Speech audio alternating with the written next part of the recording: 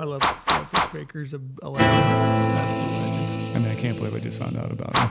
Oh, really? Yeah. Yeah. So I came online with him probably, I want to say about the time he started the company, when he started making, jigs, right? Yeah. So string jigs. Because I was following along and wanting to get into string building. Was that the first thing you did was string jigs and then went to the vices and everything else? I don't know all the for sure. accessories? I want to say so. Yeah, I want to say it was jigs. And then he was constantly in Archery Talk, just like answering people's questions about jigs and string building and stuff. And then, then the vices and stuff. But he makes great stuff. And he's such a cool dude. Like I was looking at all my Archer stuff because all my stuff's obviously in Lorenzo's office, like most of my tuning stuff. And I wish I had his stuff. Oh, like looking at stuff I have. Oh, he makes crazy good stuff. Yeah. Yeah, I know. Yeah, and what a cool dude. Spend time with him. I really want to. It's like I said before. I really want to get into string building just for scratch the itch. Want to have the ability to make my own. Yeah, we sat there for 10, 15 minutes talking to him. At least. And the whole time I even mentioned when you were there, I was like, I could listen to you talk all day, Butch. About archery and strings. It was so phenomenal. I probably spent an hour talking to him at the Vegas shoot. And then, I think I talked to him 2 different days up there. But he was funny. He's like, I'm going to put some money in. Hopefully he won't mind me mentioning it. But he's like, I'm going to put some money into trying to win the truck, Oh, yeah. So he was out there shooting the 111 yarder. And he's like, man, I should have brought my own spotter. He's like, those guys would be like, oh, you're a little high. He's like, then I'd get up there to pull arrows. They'd be like 8, 9 inches high. And he's like, what's a little to you guys? He's like, it's hard to walk your sight in sometimes, on those shots. But such a cool guy. Such a cool dude. Yeah. And very generous with his time and knowledge. So I highly recommend giving him a follow on Instagram because I did instantly after we met him. Yeah. And then he posted that video and I was like, yeah, this is a guy. Yeah. So his page is, I'm going to pull it up real quick. It might take you a while because your text is so big on your phone. Baker Archery Products, Butch Baker. Yeah, he makes vices, jigs. Just a cool dude. Yeah, who's been at it for a while. So, yeah, out of Idaho. So anyway, give Butch Baker Archery Products a follow. Good dude. Real good dude. One of my favorite people. Seems like, I only met him for 15 minutes, but seems salt of the earth. Like just the nicest, the nicest guy possible. Yeah. Yeah. Like he wants to help. With a ton of knowledge. Yeah. Yeah. Yeah. How was TAC for you? We just got back from TAC. When did we get back? 2 days ago? Yeah. I'm trying to even remember. Sunday, right? Yeah, Sunday. Sunday's Tuesday. Sunday pretty late. And yeah, phenomenal time at TAC. Good time? Good time. You hadn't been in a minute. It's been a minute for me. You ready to pick up the bow again? Should I break the news? Yeah, I think you should. Shot good. Shot good. And I really enjoyed it again. And I might be bringing it back. Yeah. And maybe not might. I think I am bringing it back. Yeah. What is it about it?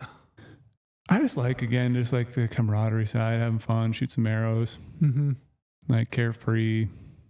Does the equipment have anything to do with it? Just the feeling? I will say, stopping my Butch, again, relit that passion and fire. the geek. Geekiness, because I love tuning. Yeah. That's why I built, that device back there used to be like my homebrew hooter shooter. Like literally I could, I had a release on there and I could touch it and like shoot it and do all my tuning stuff on it. And then it became, touch my bow, my press to it and everything else and the draw board. And I do miss that. That's fun. All the tinkering. Me too. Yeah. And maybe I think I'm burning some elk points. Yeah, we've talked about going on an elk hunt next year. It would be absolute riot. It really would be fun. Yeah, that would be fun. I've never shot an elk with my bow. Really? Yeah. Yeah, and I've told you the elk are built for bow hunting. They are. They're like the quintessential bow hunting animal. Maybe javelina, but yeah. But elk are so much fun. So I think it'd be fun because I was like trying to calculate it out. Like I think the last animal I killed with a bow is like 11-ish years ago, maybe 12 years ago.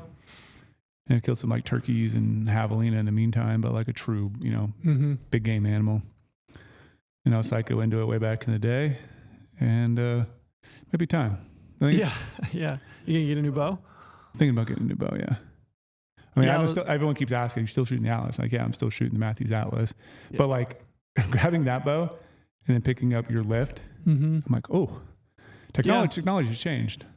Yeah. What's rapidly increasing for sure. Yeah, well, how old's the Atlas now? Probably 4 years, maybe, I want to say. And don't quote me on that. I can't remember exactly, but yeah, they've got the Lift XD now for guys. It'll get out to like 33 and a half or 34 inches. Yeah, I'm 32 and a quarter for draw. For real long draw guys like you. And it's the same platform essentially as the Lift. So you can get it in a 33 inch with the long draw. That's what Paul's shooting. Yeah. Have you shot Paul's bow? No, I've never shot Paul's bow. I should probably ask if you'd let me do that. Is it wrong to shoot another man's bow?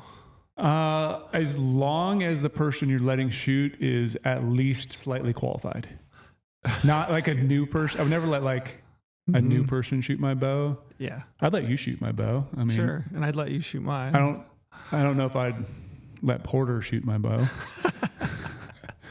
He's not in here right now, so I can say that. Yeah. There's a level there. Yeah. I mean, Porter's been shooting his bows. I'll give him that. Like, he's definitely dedicated to shooting because he has a elk tag this year. But it's just, has to have to pick and choose. I always get a little nervous when anybody even picks it up. Are you going to accidentally drop it? Are you going to set it down and like slam the cam down? Or I always get nervous because it feels like the first inclination is to like pull it back. Did you see all those guys pulling bows back? We were at TAC, just like with the bare hands. Yeah, we were by the Bowtech booth, and I saw a number of guys over there in the Bowtech booth that were just checking out bows that just grabbed a bow off the rack and wrenched it back all the way with their fingers. Why is that? I don't know. What feel are you trying to get from that? It's totally different. It is completely different, but it is the natural inclination is when you hold a bow in your hands to just grab it and give it a wrench back, you know. But I can't even watch anymore. So, somebody draws a bow without an arrow on it, like I got to turn my head. It makes me. It's like it's that queasy feeling in my stomach of like, oh, please no, please don't do that. Mm-hmm. And did you see all the bows walking around at TAC? They were blown apart. Soft you. Yeah, like no joke. Probably at least handful, at least 5 I saw. Yeah, I can think of 2 for sure. I heard one of them was just didn't knock an arrow. Mm-hmm. I don't know what the other one was, but yeah. TAC was it was good. We shot Sunday, which was fun. We shot with the guys from SIG, Troy and Anthony, which was super fun. Then Jess, all shot some arrows. I shot some good ones, shot some bad ones. Yeah, I definitely lost a few. Had some fun. Watched Anthony punch himself in the mouth. Oh yeah, trying to draw with my release. That was kind of fun. I've actually never done that before. What we call it? Release roulette. Release roulette. Yeah, we all swapped releases. And you got to use my tension release, my silverback. Yeah, I sold one. Which I felt pretty good. I was asking you whether it was hot or cold, and you said you're like, oh, it's pretty decent. Pretty decently hot, but not the. Yeah, I actually got it back, no problem. It's got the safety on it, got the full draw. I was thinking, yeah, this feels nice. I can start to ease up on the old safety.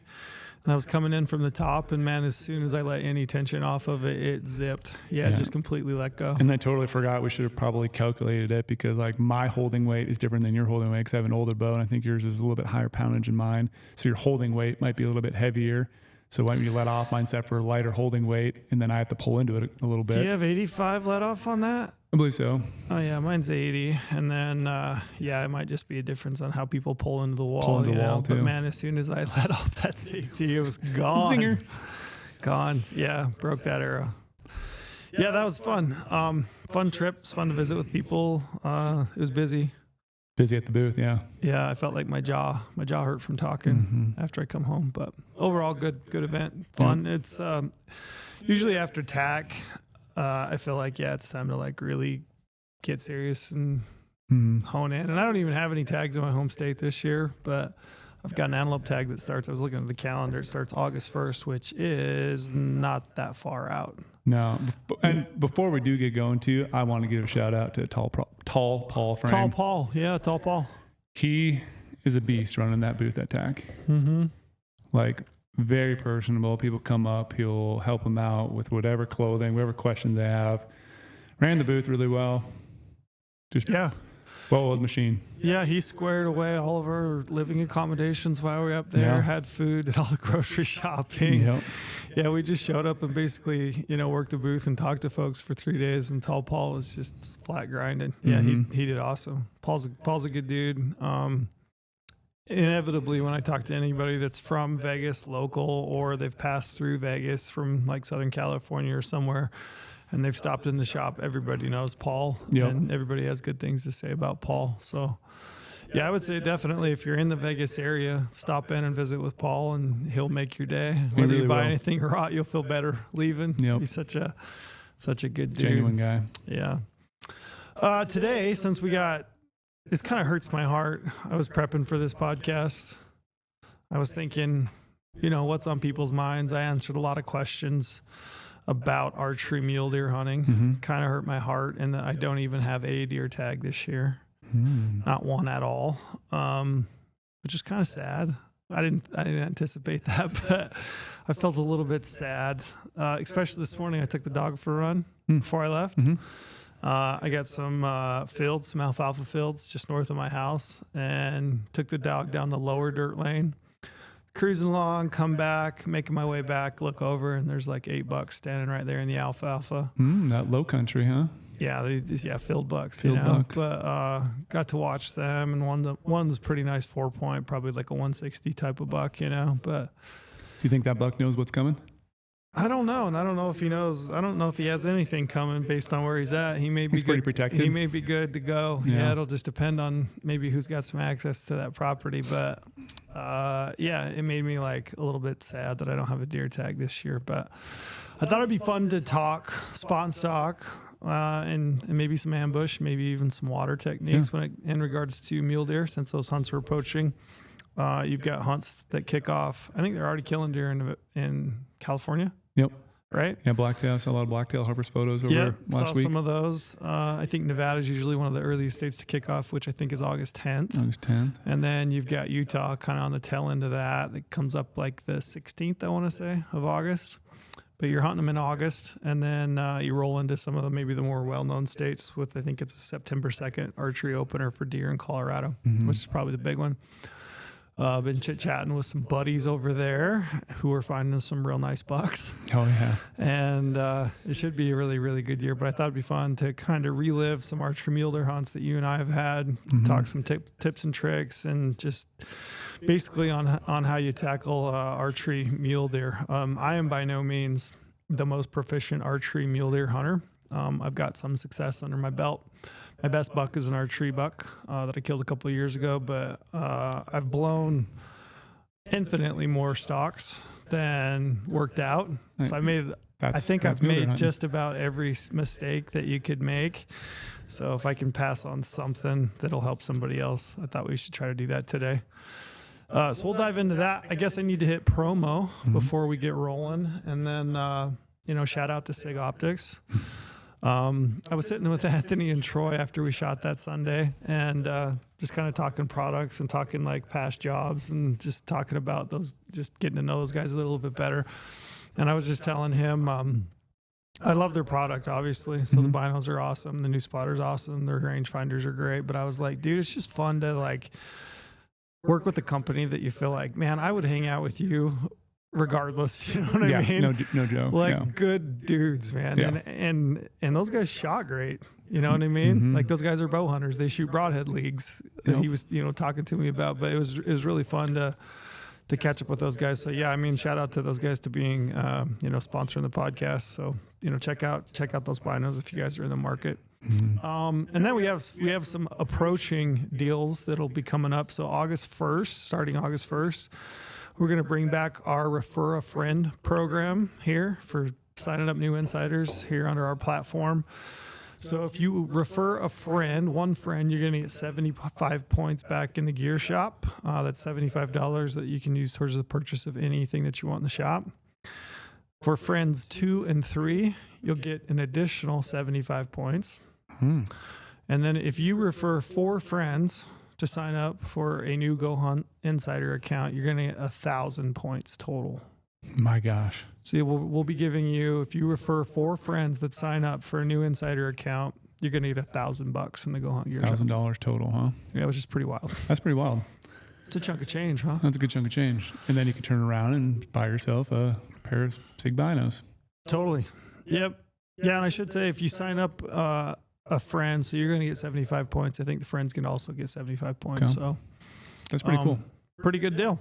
Good way to give back. Find your friends who, need a good mapping solution. And do insider research to find some more tags for coming up in 2026. Even all the leftover opportunities. Yeah.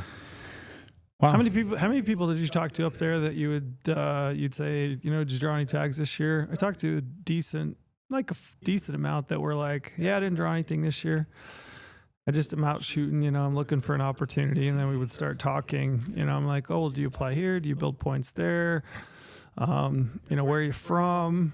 And man, you start diving in and, I was like giving these guys ideas, like you thought about this, you thought about that.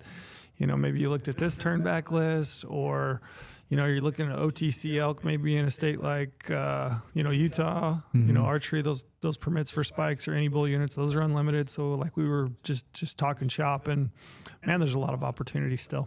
Yeah. I had a few DMs over the last week too that were saying that basically that same thing. Yeah. Like, hey, I don't know if you're gonna if you'll see this, but if you do, can you give me some ideas? And so I've been trying to like go through and be like, hey, well, there's a lot of opportunities coming up to pick up tags. Yeah, there still are. Still quite a few. I think I'm going to buy an over-the-counter elk tag in Utah and probably run out with my brother, at least that opening weekend. So I think we're just going to go try to shoot a couple big fat lead cows and haul them off the mountain. There you go. Just have an old-fashioned elk hunt. So that should be fun. The other thing I wanted to note is starting August 5th, we'll be doing some killer deals in the GOHUNT gear shop just to celebrate GOHUNT's birthday. So starting the 5th, and I don't know the end date for that, but we're going to be doing some daily deals in the shop to kind of celebrate our birthday. And I was trying to think, do you know what year is this? I was trying to remember. Is this 13 years? It could be 13, I think. That's what I was thinking. I've been here for 13 total. It's either 12 or 13. Yeah. I should know that off the top of my head, but I doubt. What year did you come here? Do you remember? I think it was late January of 2014. 2014. So that was before GOHUNT was existing on the old internet. And I have it in my mind that it was 2013. Yeah. Gosh, we might be 12 years, I guess. Yeah. But yeah. I mean, they were already doing stuff then in 2013. Yeah. It was just, Renzo Porter and kind of working through some things. And so you got here in 2014? 2014, yeah. So you've been here 11 years? Yeah. So I think technically how it plays out, I think it's technically 12 right now. But be 12? Yeah. That math's hard for me. I know. And it's like when I start and then it rolls around, out of 3 it's like people think math is hard. I'm 12 or 13 years. But yeah, I think this is 9 for me. I want to say coming up on 9 in April, which time flies, huh? Yeah, that's what's crazy. You go to an event like TAC and you talk to people and you're like, man, I've been talking to you, like, people stop in and say hi. And it's like, yeah, this is like the 5th, 6th year, 7th year. And I'm like, man, time just floats. Everybody shows up with a little more gray in their beard. And we were also talking about that. Your grayness, my gray. I am getting gray. I was telling you, I don't know what, like the last 6 months, I feel like I've just completely grayed. My beard is really going. And then I was having a discussion. What do you think? Do I lighten it up? Do I give like a little, not lighten it up, darken it up maybe? No. Keep that salt going. I don't think so. Keep that salt going. I got a lot of it going too, especially in my lower chin. I'm going to let it ride. Yeah. We also have August 1st, we're having a film night. Yeah. Great plug. Here at GOHUNT. I completely forgot. Actually, I know a little bit about this, but go ahead with what you got. Yeah. So I can't remember what it cost to come and watch the films, but we're doing buy a ticket, get food, get some drinks, hang out. We have 2 films launching, not released on YouTube yet at all. Not sure the dates they're going to go to YouTube, but we did get a question, will they eventually go to YouTube, these 2 films? And yes, they will eventually go to YouTube for everyone to watch. But this is a pre-screening of these 2 unreleased films. We have Lorenzo and Omar, archery elk hunting. Yep. And then the second film is going to be my brother's elk hunt from last year that we did with my dad. So they're 2 great films, 2 totally different environments. Yep. And elk hunt. Elk hunt's going to be a great time. And to be food, drinks. Yep. And then today I found out we kind of shorted up that we're going to do some raffles. Oh, we are going to do some raffles. Okay. Yes. Okay. We have a great pile of gear for raffles, and then all the proceeds from all that we're going to donate back to the Pronghorn Foundation. Oh, nice. Yeah, so we had Brock on the podcast to talk about Pronghorn Foundation and those guys getting up and running. We thought it'd be a cool opportunity to donate back to that group. So that's cool. That's really cool. We'll donate all the proceeds to that. I don't think I will be here. I actually think I will be in a pronghorn blind. Yeah.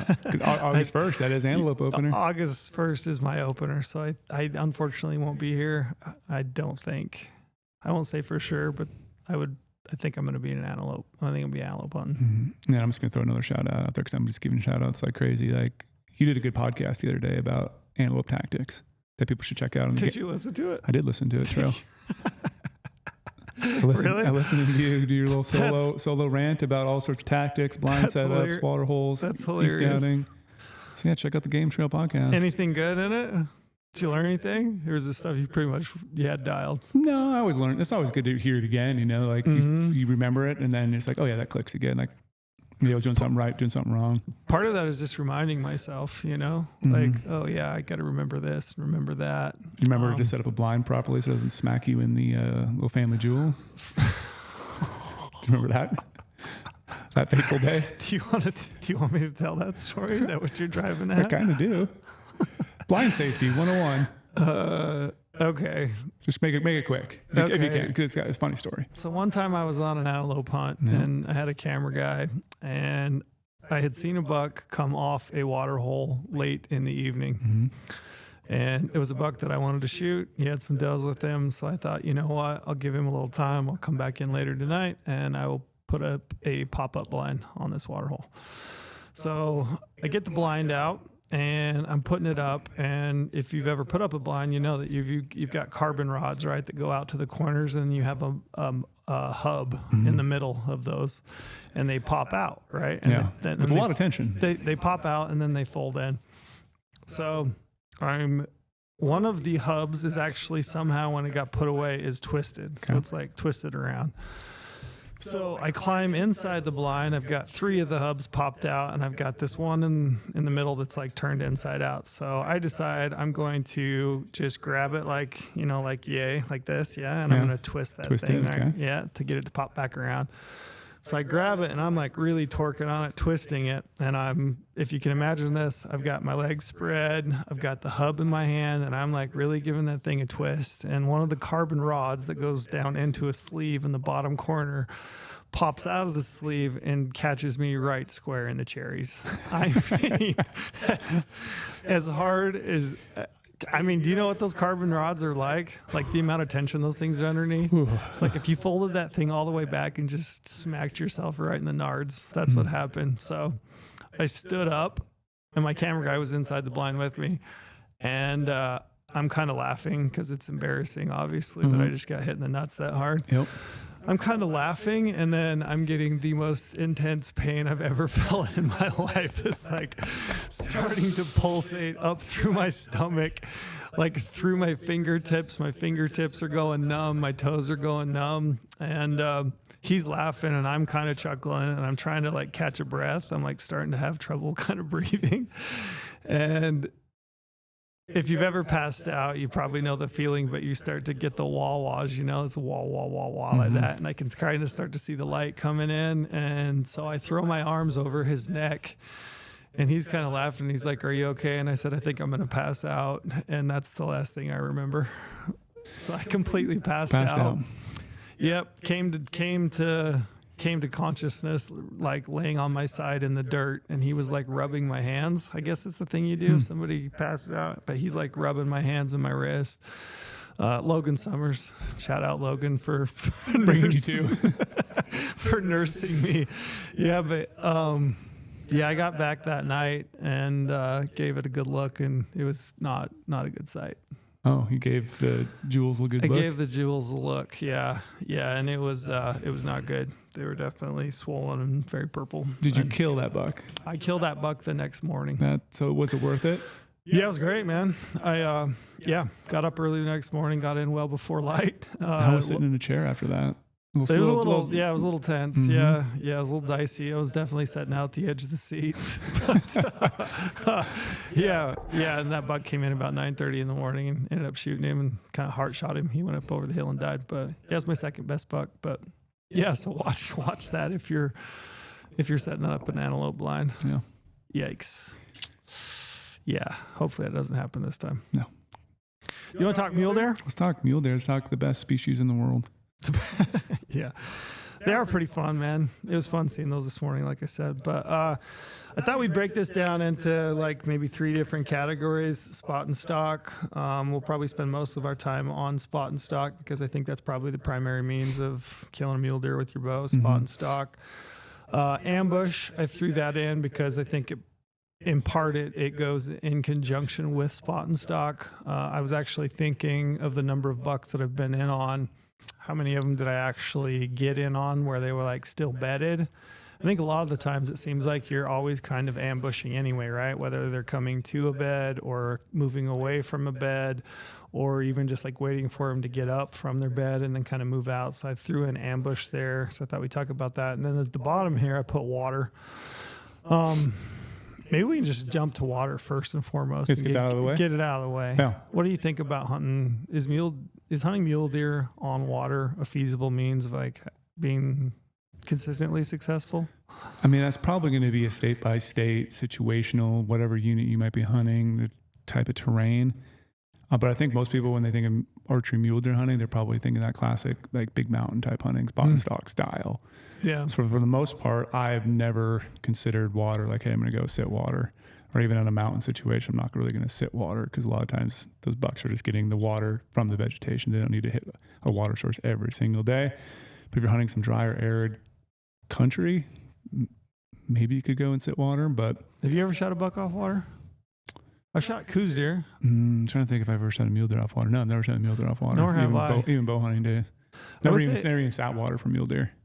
Yeah, I would say it's almost to the point where for me, I pretty well just checked it off the list. It's like not even a means that I pursue. Yeah. And I've hunted some deer that were low country deer, like cedar sagebrush, where inevitably, and given that it's hot in August, I would think that hunting water, but even, putting a trail camera on water, I'm not getting consistent enough results to think that even hunting off of water would be a feasible means of being successful. So can we compare it to sitting in a wall for elk? It's not really consistent. Elk a little bit more consistent. Way more consistent. Coming to a wall? Okay. Yeah, absolutely. I would say sitting water for elk is way more feasible, a lot more likely than mule deer. The only one I can really think of right now that might be a good tactic for that is if you have like, I don't like states, but Arizona OTC. Mm-hmm. Like, maybe. Like some of those really dry, actual dry arid environments where it is just, potentially might be feasible in some of those places. Even in some of those spots, like I said, if I'm on low country deer, it seems like running trail cameras, in a lot of cases, I'm only getting photos of a deer like every 3 days or something. Mm-hmm. And then sometimes just like not at all. Mm-hmm. It's just like they completely ghost it. And then I'm remembering too, like when we hunted together, on an OTC hunt, never had a mule deer come in water. No, coos deer. Like we have glass mule deer, but we never actually had, like in vicinities of water sources, and we never had them hit. When we were sitting on them, we would sit all day on some of those water sources. So I know people that have killed bucks in Nevada off of water. I just think it has to be like the extremely driest like types of environments to find some success off of water. So for me, I mean, that's probably the end of the discussion, I think. I just don't think it's like a real feasible means. Even in the high country, I would say almost not at all. Not at all, yeah. Yeah, they just seems like there's enough moisture in the vegetation, or there's enough running water that they're probably just hitting it. Yeah. Yep. A lot of low country seems like they're hitting it at night, at dark, so it's not a feasible means of even hunting them there. Yeah. So I would just kind of cross, and I get to ask that question a decent amount, is like, oh, can I kill one off water? And I would say it's highly unlikely. Yeah. So maybe that's it for water. That's it for water. Yeah, we can cross that off and move on. Yeah. So let's dive into spot and stalk. Kind of in the way I'm going to approach this, I want to hit, some tips and tricks and that kind of thing. But I guess first, one of the questions that I had, and a lot of this stems from, people that have had questions of me, but how do you approach a mule deer hunt when you've had time to scout versus you don't? So you've never had boots on the ground. I know a number of friends this year that have tags in areas that they've never been to. So they've been doing e-scouting. Do you approach that differently if you've had time to scout versus when you haven't? Yeah, you definitely want to approach them two totally different things. I mean, they're going to be similar in a sense, but if you've had time to put boots on the ground, obviously you probably have a little leg up. You've seen the country. Hopefully you found a buck. Hopefully you found a buck or found at least some better glassing spots than what you experienced. I mean, if you've never approached it before, I mean, I know send me some questions ahead of time. Might be one of your questions, like start high or start low or where to start. Like if you've never been to the before, never put boots on the ground, but you've done your e-scouting, you've done your homework. If you're talking about an early, high country velvet type mule deer hunt, I'm probably going to try to find some glassing points where I can see a lot of elevation. Doesn't mean you have to go to the tops. You could be glassing it from a highway. You could spend some time glassing it from a gravel road, whatever access point you can kind of find to maybe glass up into some of these basins to maybe, take a day before the hunt and kind of run around and glass up into high country basins could be a very useful strategy rather than, hey, I'm going to load up with 6 days worth of gear and go all the way into a basin that might not have anything there, So you might want to just cover country for a little bit and glass up in these spots. Because the nice thing is about deer in the summer, they have their summer coats on. They like being out in the open because they have the velvet still. And so they're kind of very easy to see in the early morning because that sun just like, boom, shines off them. And, they come out in the evening as well. So like that could definitely be a good strategy to cover country and glass up into spots with some big optics, if you have big optics. Right. Or you could still use your normal, you could use some 10s, you could use 12s, 15s or whatever. And maybe you're not looking, maybe you can't see antler size at, 2+ miles out, but you can tell maybe body size, or you can see a little bit of rack. You might not be able to. Bachelor herds. You might not be like, hey, this is the 170 buck compared to 150 buck. You might not be able to tell that distance, but at least you can tell you got some bucks to deal with. Yeah. And if you're just looking to go for bucks, well, that's all you really need to see is, a bachelor herd of bucks up on the mountain. And then you can kind of maybe make a plan to backpack in there. Yeah. The thought that I had was, I think ideally if you've had a chance to scout and you've hunted, you're probably looking for areas that are going to have bucks in it, but then in a lot of cases you may be checking out some of those areas that have the potential to produce a big buck, right? So like some little hidey hole that's like tucked in. And if that's the case, you're probably going to focus and hunt one specific buck. Yeah. Like ideally you found a buck that you really want to kill, or maybe, 2 or 3 that are like your C&D plan, right? I think for me, a tip that I'll pass on to people is like, if you've never been to the area before, you've had no boots on the ground, you don't have a time to like get out there, I would say spend your time doing your e-scouting and hunt country where you're more likely to kill. So like more stalkable terrain, because you could spend, let's say you've got a week, you could spend your time like going out and checking these little avalanche chutes that are like tucked in, these little pockets that might hold a big buck, and it's got a bunch of timber and stuff, but it might not be the most conducive to actually being able to kill that buck. And I guess it depends a little bit on what your objective is. Like if your objective is to kill the biggest buck you can, then yeah, great, go for it. But I would say if you've never been in the unit, never had boots on the ground, I would spend a lot of your time e-scouting, looking for areas that are more conducive to spot and stalk hunting. What would you say that area kind of looks like typically if you look at a mountain face? Yeah, I mean, I would say not like feeding areas, right? So mosaic-y, right? If you can, I would say limited cover, so not a ton of cover. If you get like big, giant timbered slopes, that those deer are just going to feed into and disappear during the day, it's probably not an area that's going to be easy to spot and stalk because you just lose them, right? So I'd be looking for more open country where you've got little, if you're in the high country, right? So those little ground juniper clumps, little stunted trees. Little stunted trees, small pockets of timber, ledgy country, bluffy country. Some willows.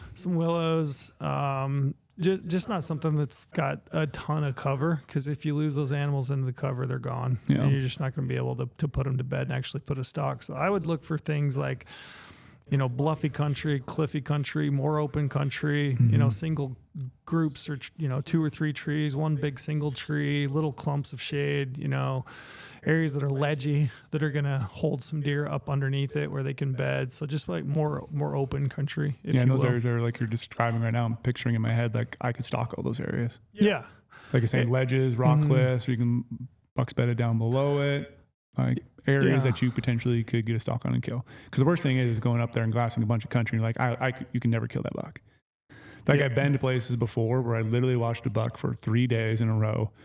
And I was like, one of these days he has to move to a spot where I could try to stalk him. But it literally had a giant face, like rock wall above him. And there was no way to get up on top of it. Like you'd be well above that buck. Like you could not get a shot off. And if you tried to approach from below, he's going to see you. The wind will probably get it during the day when the thermals are going up, and the buck was just completely safe. And so I was waiting to try to kill a buck for 3 days, trying to hopefully he was bedding in a different spot, but he never did. And then the buck busted out of there for some reason. I don't know what happened, but he left the area completely. And I was like, that was a waste. I was trying to hunt a buck that wasn't killable. Yeah.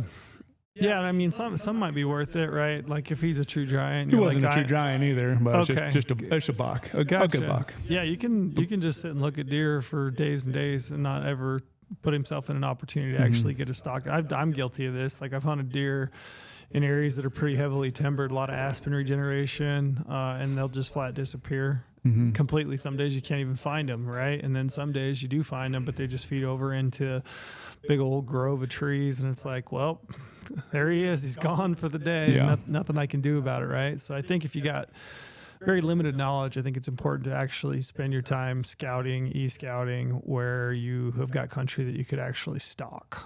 Yeah, spot and stalk.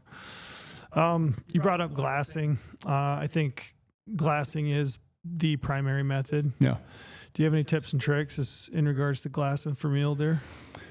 Just find a spot where you can see a lot of different terrain types, and hopefully you got some backup spots, but I never try to think of like, okay, I need like the perfect glassing spot. I need, 300 degrees of visibility from one spot. There's not going to be a perfect glassing spot ever. And I always like spots where I can glass a little bit in one spot. I might be glassing some thicker areas, but I can still see a lot of country, and then maybe moving, quarter mile away or dropping elevation. A lot of people don't like to drop elevation once you gain it. But a lot of times you might drop elevation and the terrain could totally change. It could open up a little bit where you could see things from a different angle. So I like to move around a lot in glassing because, in the morning you're power glassing. That's what I try to just pick up a buck somewhere. And then once I know they might be starting to bed, well then it's like, okay, now I'm going to, either pick up a spotting scope, and I really like to dive into like glassing into timbered areas, try to find a little ear twitch or an antler of some buck I might have missed earlier. But sometimes just moving a little bit can just open up the terrain and allow you to see in some little pockets that you couldn't see from like your main glassing point. So I just think people need to be mobile. People need to be glassing comfortably, because if you glass comfortably, you're going to glass a little bit more efficiently. You need to be focused on it at the task at hand and really just picking apart everything you think could hold a buck. What are you carrying in regards to gear, do you think, for archery mule deer hunting in regards to glass? You could probably just get by with, what do you like? You could get by with a small optics, 65 mil spotter, Is a spotter necessary? Is it a must?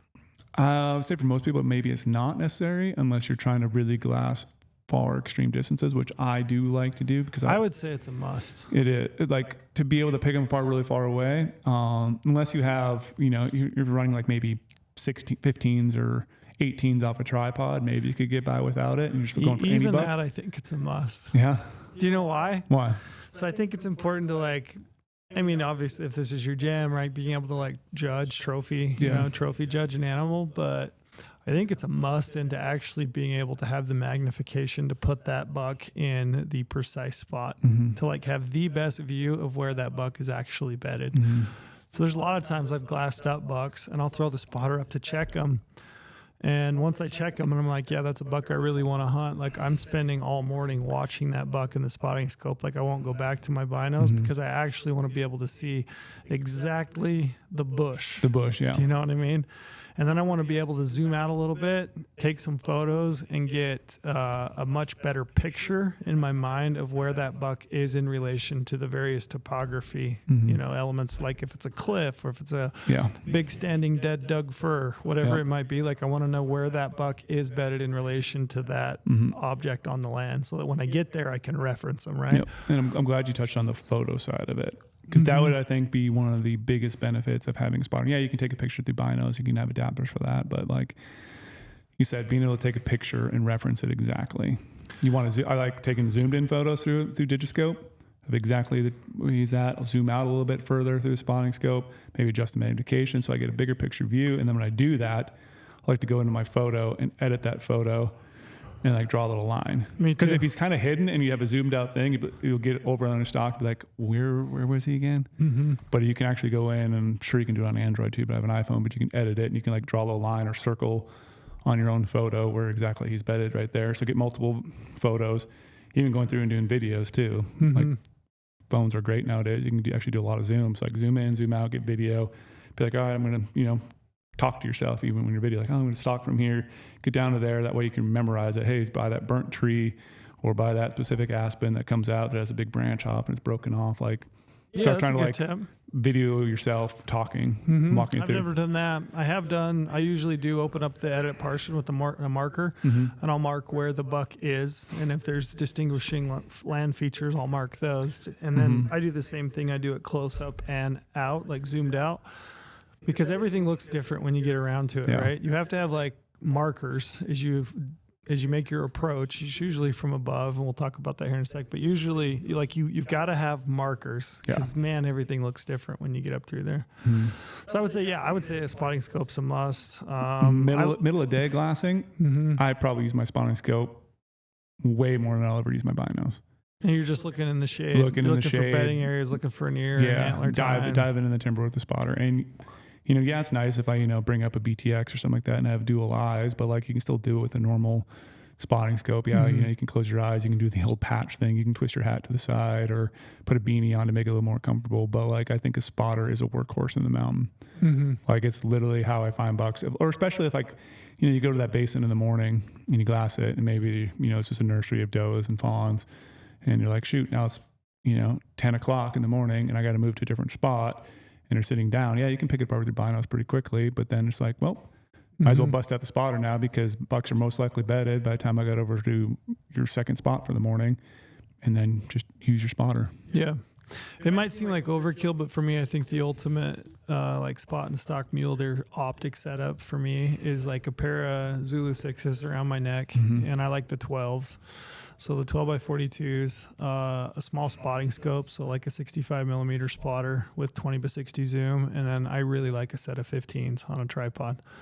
So you like carrying a 3 optic setup, three big glass plus a rangefinder. Yeah, ideally that's mine because I like the 15s for just general glassing. So I'll put those things on a tripod, like you said, get really comfortable. I like that little Tracer AD tripod and the LP pan head. Because it's lightweight, so I save a little bit of weight there. But I love just to sit behind a set of 15s, and I can just cruise country. It allows me to like look at stuff close and real fine detail, but I can also reach out quite a long ways and glass with both eyes, and pick up any kind of deer movement. And then, spotter for the reason I just described. And then I like the Zulu 6s around my neck. Because when I'm actually making the stock, which is where I think those things absolutely shine, is when you're closing within that 200, 150 yard range, and you're trying to find an antler or an ear tip, or you're trying to find an exact tree. The stability of those things is so handy to just be able to like pick up any little, sign of where you're going. So I think that's like where those really, really shine. Yeah, I would agree. So many times you'll be in, if it's a buck and he's in some cover and some timber. I mean, I'm thinking about elk hunting. Like last year, I had a bunch of lodgepole pine, right? It was burned out, super thick, but so many times those elk would be within 100 yards, and I'm just like looking for a hunk of hide, through the gaps in the trees. Those little image stabilizing Zulus are incredible for that. Just picking up details through cover. And then you probably don't have to have a lot of movement too when you're in tight and close. You don't have to like, okay, I need to rest it on a cam. You don't have to rest your binos on the cam to get stable. You can literally just slight movement from the harness, turning them on, glassing a little bit, putting them back in the harness. You don't have to move your bow hand around. That'd be pretty effective on a stock. I was thinking about as I was driving down a lot of the deer that I've hunted over the years. A lot of the deer I've hunted, I'm finding on southeast facing slopes. So that would be a tip for me that I would offer you. Gosh, you had to go and just blow it up right away. I would check your southeast facing slopes. I will say the same thing. It's the same. I love east facing slopes. Yeah. Just they don't get burnt like the west facing slope does, because that's going to be the hottest part of the day when the sun's beating on it. So all that browse and grass and whatever else is just burnt and hot. Yep. And then in the evening, the sun's setting obviously on the west side, so that's usually getting the first shade. So a lot of times those bucks will start slipping out a little bit earlier than one on the west facing slope. Not to say any other slope can't be good. They all can be good, but conducively it seems like, east, southeast facing. Yeah, and that's primarily in the morning. Right. So morning time, southeast facing slopes have been the jam. And it's, as I was driving down, I was thinking about all the different bucks that I've hunted over the years. And I was just thinking about the orientation where I was finding them. I was like, oh yeah, that is definitely that's southeast facing, southeast facing, southeast facing. Could we throw on top of it though? It might be skewed a little bit because you always kind of want to glass east in the morning. You're glassing in east facing, so you're basically glassing west because you don't want to be glassing into the rising sun. Yes, so you have the sun coming up at your back, ideally. Yeah, for sure. Which is nice because those deer pop out. A lot of time they'll just kind of follow the shade line. All right. You like going high? Any pros and cons? What do you think about going high or going low for mule deer for archery? Some of it depends on what you want out of a hunt. Depends on the adventure you're really looking for. Like you can find deer everywhere. I mean, you really can. You just talked about you're on your run with your dog this morning. Yep. And they're egg bucks. Mm-hmm. You know, where sometimes egg bucks don't bed on, egg all the time. They go off into some, BLM land and ruin the sage stuff. So like you can find them low. You can find them high. You can find them near roads. You can find them way away from roads. But it's like I just like chasing the adventure of going high. And like I feel like I'd rather, in a sense, start high, figure out what elevation the bucks are at, figure out the elevation band they're kind of hanging out, what terrain they're kind of hanging out in, and then just modifying my plan from there. Mm-hmm. Where, and usually if I'm up high, there's usually a decent chance there's probably some ridge lines I can go to get some other little finger ridges to glass those a little bit from the area I'm at, and just having a lot of backup plans. But just kind of what I like to chase. I mean, it's not a end all be all. Like you have to go to 10,000 plus feet. You don't have to. Mm-hmm. There's definitely a lot of deer in those lower elevations too. Just seems like a lot of times though, if I do see deer at mid to low elevations, it's usually a nursery of does and fawns. So I'm usually like, okay, glass a little bit higher, probably gonna find some bucks, and usually that is the case in some of the areas I am chasing. Yeah, but it's not a rule by any means. I think hunting deer low can be really hard. Like if it's pinyon juniper country. Oh yeah. They get into the juniper. It's just a jungle in a lot of cases. It's so thick in there that you can't keep track of them and put them to bed actually. So a lot of times it feels like you're hunting an ambush style, trying to beat them to their bed or coming out of their bed. I like low country because you do have less pressure. Like I remember I hunted a buck a number of years ago in southern Utah, and it was a group of bucks. One of them was a really nice buck I wanted to kill, and I remember kind of sitting up on this little knoll glass, and it's like big rolling sagebrushy basins with pinyon and juniper pockets and stuff. And I remember sitting there, and it's hot down there, right? Mm-hmm. Even early, it's like hot, but I was sitting out there waiting for it to get light so I could start glassing. And I just remember like watching the sea of like vehicles going up the mountain, just like headlight. And I had the whole place to myself. And I get it, everybody wants to go up on top of the mountain. They want to hunt the aspen and the pine and, like those big alpine pockets and stuff. But for me, like if you can find a big buck down low, in a lot of cases, you'll have it to yourself on the bow hunt. Even a lot of those like sagebrush rollers, like places, central, eastern, Wyoming, Montana, you got to Dakotas, all that like breaky type terrain, like that. It's not high country by any means.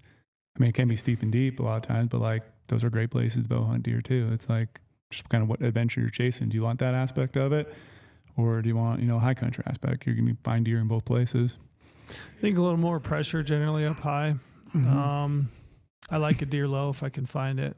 That's my favorite kind of deer, to be honest. Like I said, you could have it to yourself. Like everyone nowadays like has the best gear, and they know more about backpacking stuff, and that's the adventure they're chasing. So everyone goes up, but it's like, okay, do the opposite. Different style of hunting. Yeah, I would say your tactics switch pretty widely. You're basically ambushing. You're trying to find out where I can be coming off of something and ambush them that way. Yeah, because actually getting a chance to put them to bed, it's a whole hell of a lot harder than it is in the alpine stuff, where I feel like that's your more classic spot, watch them bed, and then, plan your route, kind of come in and above, I've hunted a lot of deer down low that were big deer where it was just like, okay, I'm going to pick this little route right here and hope that he walks by in the morning, or I'm going to watch him feed into a big giant pinyon juniper jungle, and I'm going to hope that he walks out down this line in the evening, If you were going to have a hunt and you only had 6 days to hunt, do you think you need more time hunting high country or more time hunting low country for that style of hunt? I think you need way more time low. Yeah, I was going to agree with that. Is what I think. I think if the terrain, more open terrain, if you will, I think it's a lot more conducive, obviously, to spot and stalk, but yeah, and that goes into it too, right? So if you only have a weekend, you've got 3 days, probably a little bit better to hit the high country and find some big open country that you can glass and pick apart and actually put a buck in a spot where you could stalk him versus just hoping he walks by. Okay, I wanted to ask you about like timing.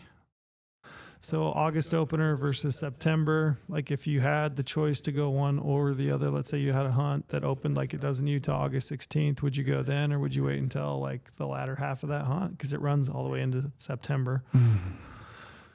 Which one would you choose and why? And then maybe along with that, what do you think about, are mule deer patternable? No. Not predictable. At all. Yeah. They're predictable. I don't think they're exactly patternable. Mm-hmm. I don't think they do the same thing every day. They do similar things every day, but don't be like, okay, they're going to go up this exact rock outcropping every single day and bed below that exact rock cropping. Mm-hmm. It might be, within a quarter mile, maybe a couple of yards, but it's not like an exact thing like, oh, in the morning he bedded right there. I'm going to go sit above that rock and wait for him to come in. He's going to bed in that same bed. Mm-hmm. Like that ain't going to happen a lot of times. It could. Yeah. But it's not the same bed every Hasn't single happened day. to me. Yeah. They're predictable, but they're not patternable. I think they're predictable in that they're generally in the same area, right? And Mm-hmm. I think we've talked about it. I think the bigger the buck, the older the buck, I think the tighter his home range is. Yep. Because I think it just opens themselves up to predation if they move around a lot. Yep. So I think the area that they're generally in is predictable, but as far as pattern, like I have definitely not found mule deer to be patternable. Mm-hmm. Yeah, You neither? Nope.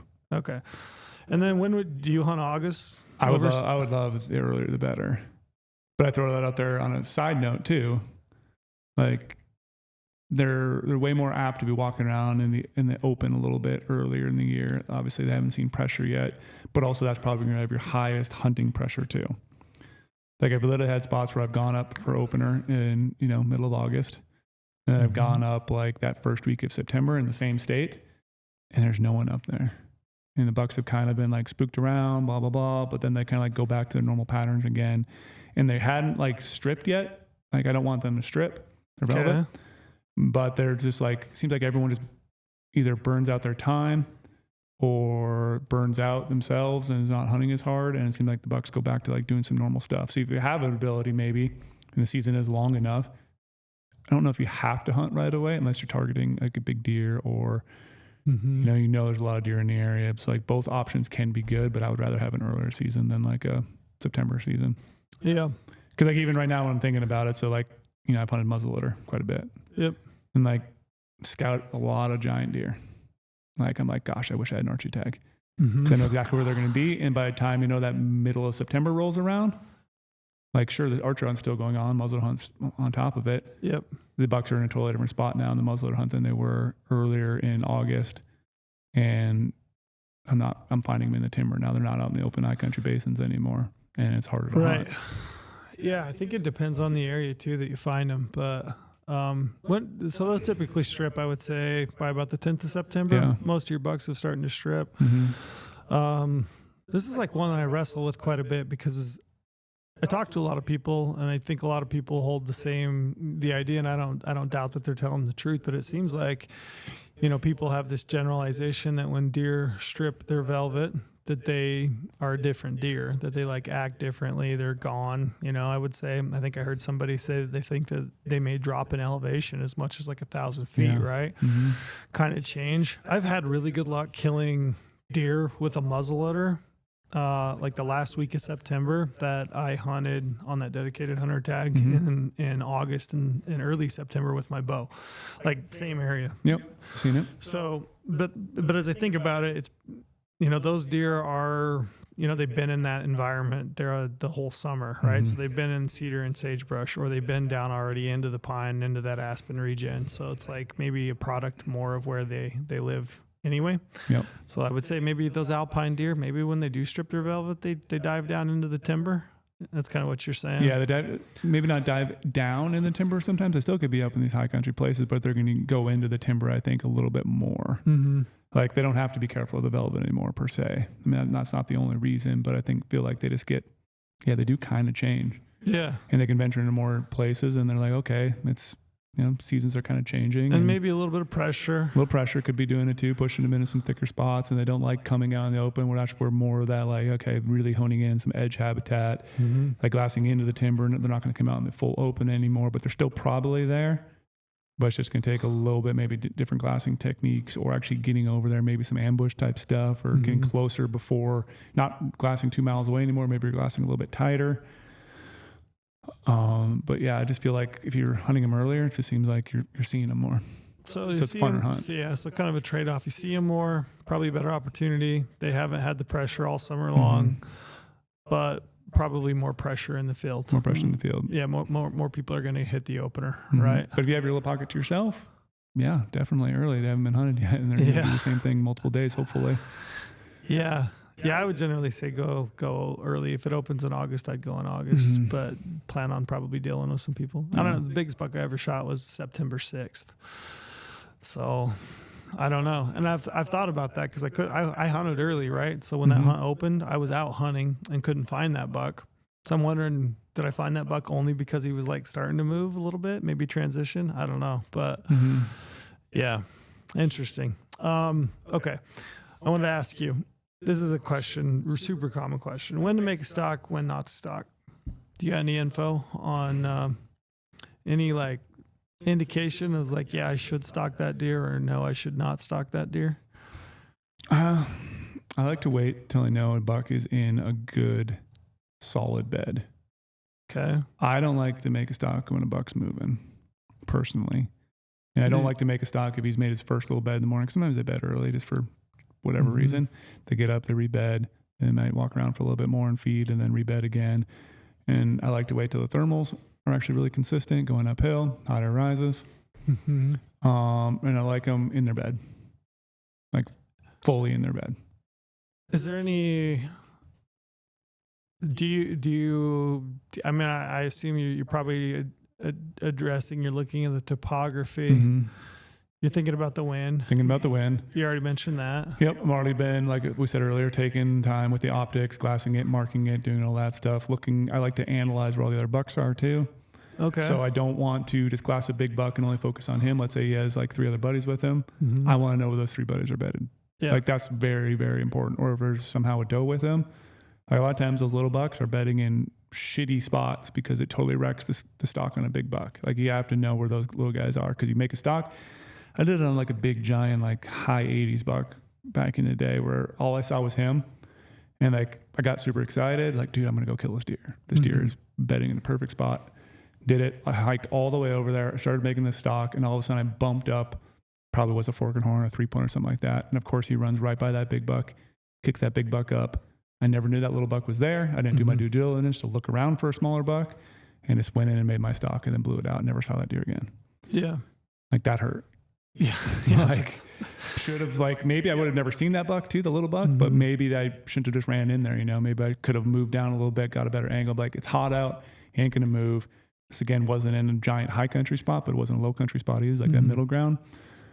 And I didn't have all the eyes covered. Do you have to see the buck to make a stock? I like to, I do, but if I know it's like a tight little area, like maybe, but I don't want him to go on some timber and all of a sudden maybe work up or work down. And then I don't know. And I come on that high elevation spot and, you know, eye level with him and then kick him out. So ideally, I think I would like to actually see him because I want to know, okay, you're by that rock, you're by that tree. What is it? Where do I need to potentially get to? You know, I'm probably going to do a lot of like the rangefinder tool, dropping the exact spot he is, ranging it, going on the maps and, you know, marking the exact spot. And then I'm probably going to switch over to like topo on GOHUNT maps and do some measurement stuff. Like, okay, if I get to that spot right there, then open it up on a satellite. And if it's open enough, like, could I probably shoot from right there? Where do I potentially need to get to ahead of time to see if it's conducive for a stock? Because if it's early enough, I like to kind of be patient, but I also want to push the envelope too if I feel like I need to. So it's like, hey, if it's not ideal and I see him bed, should I wait it out? Is it possible to go in there right now? Are the other bucks in a good spot? So there's a lot of stuff just like playing around, gut decision, game time. Yeah. What I'm going to do on a stock.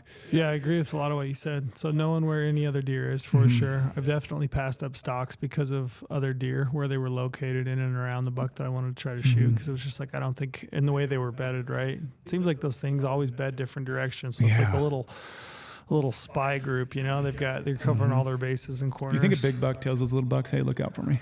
I don't know, man. It's funny too how many times you'll watch deer feed and I've seen it both ways, actually. Sometimes it feels like the biggest buck's the most alert, and he's like looking around. And then there's a lot of bucks, I would say probably more so this way, in my opinion. Feels like those bigger bucks are just feeding, and they're going to town on the chow, and every other buck in that group is just completely switched on. Yeah. Like they were just looking everywhere. And, you know, the big buck only kind of picks his head up and checks things out when those little bucks are like on alert, right? So it does feel like there's some sort of hierarchy there to me. But, yeah, the other thing I was thinking about, when to stalk, not to stalk. So I've gotten to the point now where I probably won't try a stalk in the morning until like I want that buck bedded till like 11 o'clock. You know what I mean? I've literally, like the last buck I hunted, the one I hit and lost and like basically destroyed my whole archery career. He was up on his feet till 11. Like he made some smaller beds out in the open. You're like, okay, let's go in. But the little bucks are still kind of moving around. Some are doing something. He got up, moved around. Like he was literally feeding all morning. You're like looking at it like he should be in his bed. It's a big old deer. Like why is he out in the sun still? But he was just being a deer for whatever reason, being unpredictable. Yeah. So like if I would have stalked him earlier, I would have never known his last bed location. I would have gotten in there and be like, oh, he should be here. And he wasn't even close to where he was earlier 2 hours ago. As I was thinking about it today, as I was driving down, I would say in most cases, it's like kind of a rarity where a buck will bed, and maybe it's like 8:30, 9 in the morning, right? When the sun's kind of popped up and wherever he's at is mostly sunny. He's finding a little bit of shade. It's a rare thing where he has remained bedded. So like if he's bedded early, that he's remained in that same bed. Like I can't think of hardly any, to be honest. It feels like they'll always bed.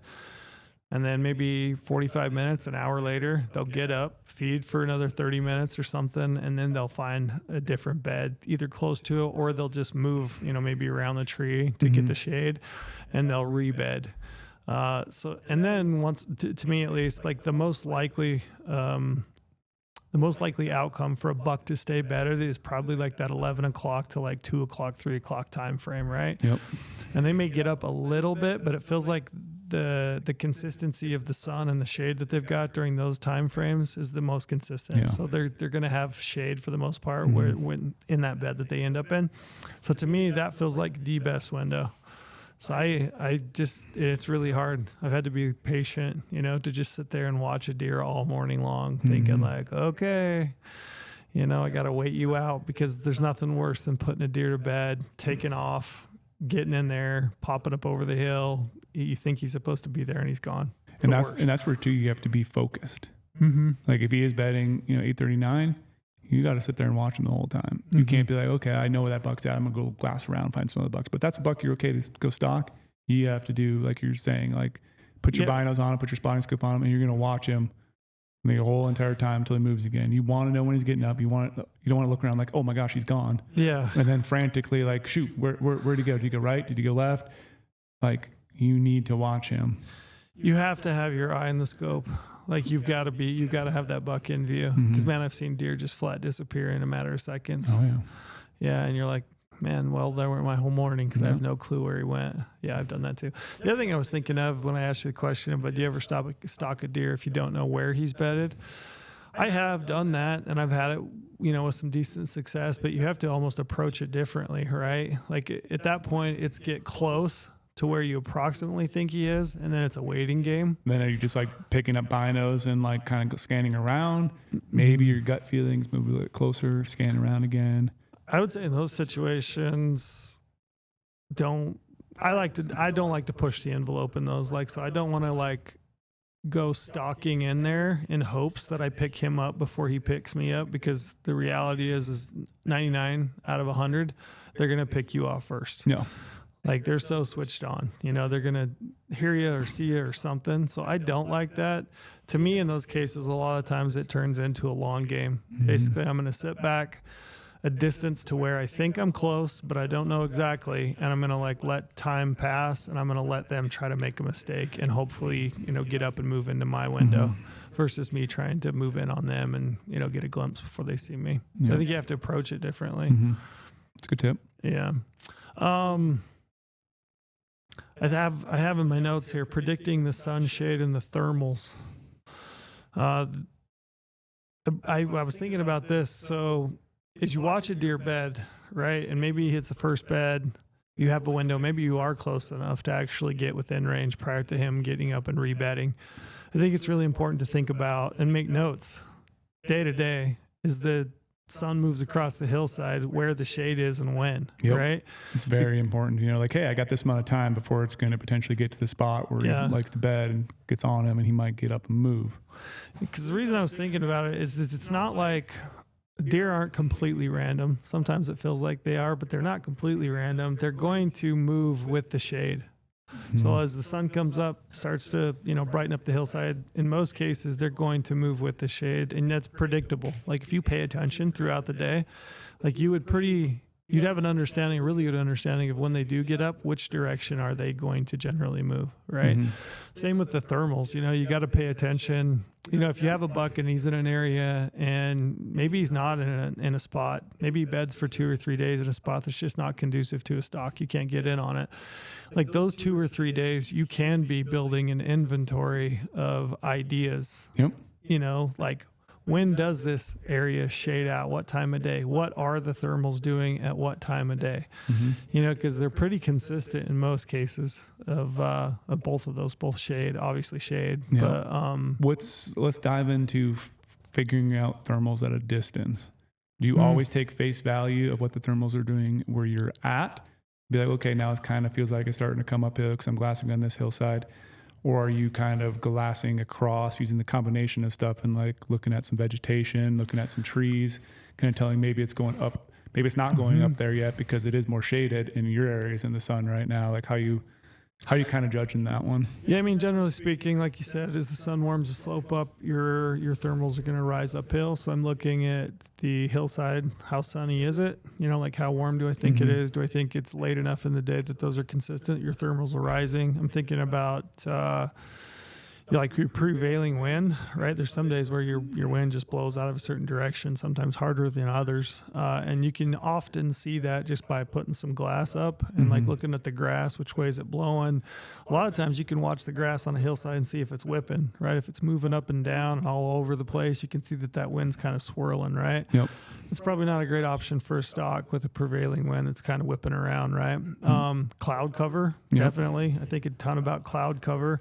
A bright sunny day is great because it's usually consistent thermals, consistent winds. If you got some cloud cover, every time those clouds come over and shade the sun out, you're going to get some thermal dynamics switching. I don't know if it's because I'm switched over to rifle hunter, but I definitely notice thermals a lot more now. Like looking through a scope, like a rifle scope, you can see thermals, with high powered magnification. So you can see thermals in a spotting scope. You actually can see it. All the haze and stuff kind of moving as you're glassing through some optics. You can kind of see what your thermals are doing that way a little bit too, even a pair of binos. Yeah. I mean, generally you just got to keep in the back of your mind to think like, okay, sun warms at the hillside up. Your thermals are going to rise as it shades out. They're going to come downhill. Think about prevailing wind. Think about cloud cover. And then you can try to project a little bit based on where you're at to where you're going and help you out. And then, I mean, we'll get to it at the bottom of the podcast, but I have, like gear items, but one of them that I think is just paramount is just wind indicator. Yeah. You got to have it and you got to use it constantly. Yeah. It's one thing to have it, but you have to use it. Yeah. Don't force it either because you're not going to get away with it. No. In your opinion, that's actually probably a good point to ask, but in your opinion, mule deer, like, the mule, the species, you love the species. In terms of senses, the likelihood of you getting busted on a stalk, rank these. Is it scent? Is it sound? Is it sight? Scent first.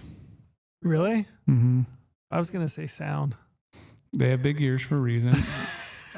But I feel like in nature you can get away slightly with some sound. Slightly, and I say that very loosely. Like if you break a stick, they're going to alert and look at you. But I still feel like, though, that nose is everything. Do you think elk or deer have a better nose? I think elk have a better nose than mule deer. Yeah, I do. I think as far as I'll let you finish. I'm going to go eyesight last, hearing second. Okay. And so I feel like you can get in there, but if you have some scent swirling around and another buck smells you or that buck does, like usually it's game over no matter what. Or if I sneak in there, and I've had staring contests with deer before. Yep. They usually do win, but there's times you can beat them by just not moving and you're being completely still. So you might have slightly caught a movement of you, but they're not going to bust right at you. But they smell you, they're gone. That's true. Hearing, definitely, like I said, you can't be dropping rocks, you can't be doing that, but like I feel like you can, like I said, just slightly get away with some sort of natural sounding stuff as you're moving through. I'd probably agree with you. Yeah, but like they're very close though. Like they have big ears. Like they can hear a lot, they're constantly twitching them around. Like you can watch a buck bed on with sound. Yeah, more than most animals, I would say. Especially like I said, if it's not natural. Like if you clink your arrow against the side of your bow. Yeah, rocks rolling. Like anything that's like unnatural to them. Sagebrush against your pant leg. Yeah. It feels like they pick up sound like no other animal. Like elk, I don't worry a ton about it. Obviously, I have to be quiet. Same with antelope. I feel like they're a herd animal and they know sounds all the time are loud. Yeah, man, I feel like a mule deer buck is so hard with sound. Yep. Maybe it's not that it's more than smell. Maybe it's just because it's so unique to that animal. I feel like, man, they are really, really sensitive to sound. But I think those two are tied really tight. It's hard to say one versus two. Yeah, you just gotta do it all with them because they're switched on. But you definitely have to use your wind checker. Yeah, and don't force it. I wanted to ask you, what do you think?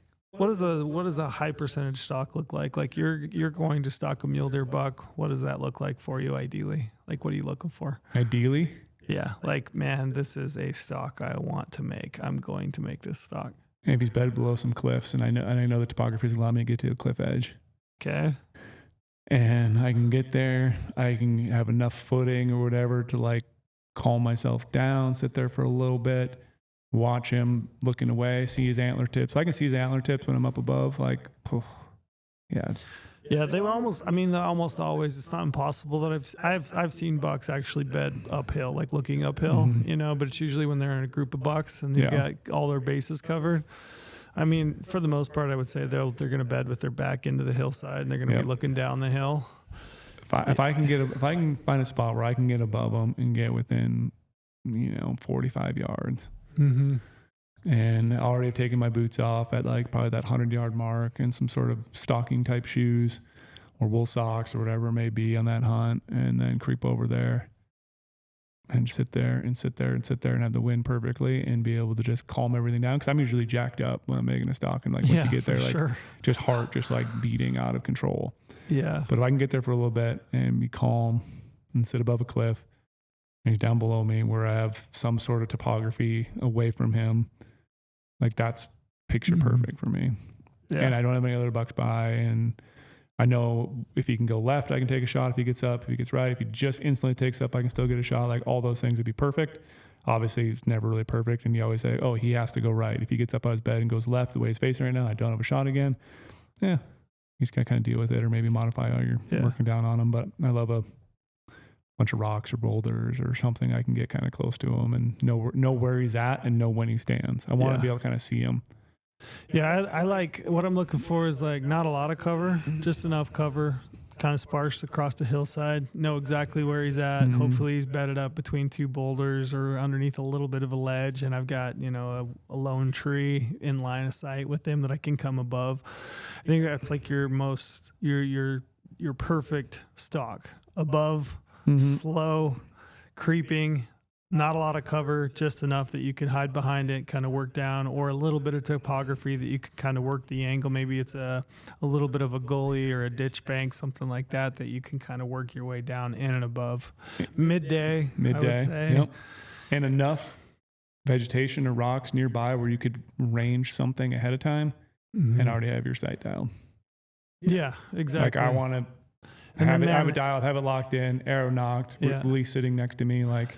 I would say a little bit of a breeze, maybe a little prevailing wind. Yep. I don't want it just thermals rising because that can be really, really quiet. So just enough of a sound barrier with some prevailing wind to just help that break up a little bit. And then ideally, if it had rained the night before, that'd be really great just to make it nice and quiet. That'd be perfect. So would you prefer going into an area and be able to stalk and be sitting on your knees waiting it out? Or are you going to be standing up for a long time. Yeah, that's a good question. Standing's tough. It is. It's exhausting. I mean, you have the ability to probably be a better shot, make a better shot from a standing position, but I feel like either kind of sitting on your hip into the hillside, where I can get my bow out ahead of me and draw it and shoot from that hip, or even onto my knees. I would say most often like my hip. So I got kind of my leg laid the hip's over. way more comfortable because if you're on your knees, sitting on your feet, the whole like on your heels, you get really uncomfortable. Really uncomfortable. And then your foot's going to fall asleep and you're constantly making a lot of movement too. Like you kind of want to be leaning into a hill, but you also want to be able to like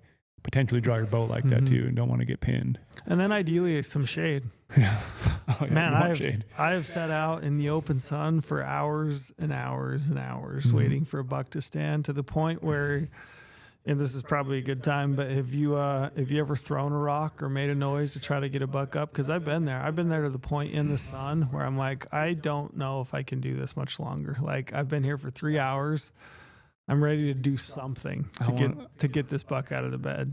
It's just scary to me to throw a rock. I've never had it work. No. I've tried it. It's never worked. And you get all the way in there and it's like, okay, do I throw a rock now or wait 15 minutes? That's what I always think. Like, is it going to be another 15 minutes? Because if it's 15 minutes, I can wait 15 minutes. Sure. Yeah. At what point do you pull the trigger and throw something, right? The only time maybe you might want to consider doing it, but again, he probably is not going to be in bed that long until the evening, until the thermal starts switching. Like if we know things are going to start switching or the wind's changing or all of a sudden now you have a big rainstorm coming in, it's going to change things. Then you might want to, make something happen quickly and like force the issue. Cloud cover coming. Yeah, because you're already there. You did all the work. You glassed him up. You put him to bed. You got over there. You're in position. Why rush it at that point? And you never know if that buck had been spooked by something the day before and is now turned on because a mountain lion stalked him. And he's like, oh my gosh, any sort of noise or movement, I'm going to bolt out of here. Or maybe he's comfortable with that because there's a lot of rocks falling all over the place. And like, he'd be like, I'm just going to stand up and see what that was.